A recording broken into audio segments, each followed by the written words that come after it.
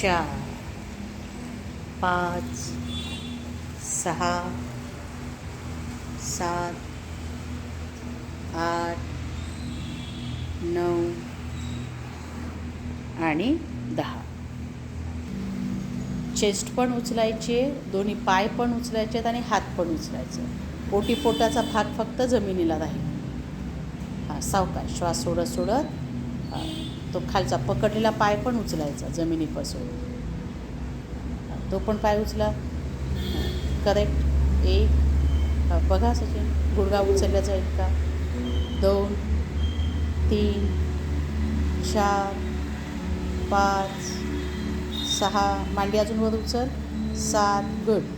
8 9 आणि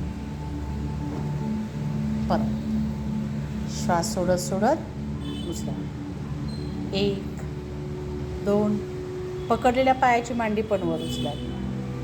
3 हात वर घ्या सचिन, मान पण वर घ्या.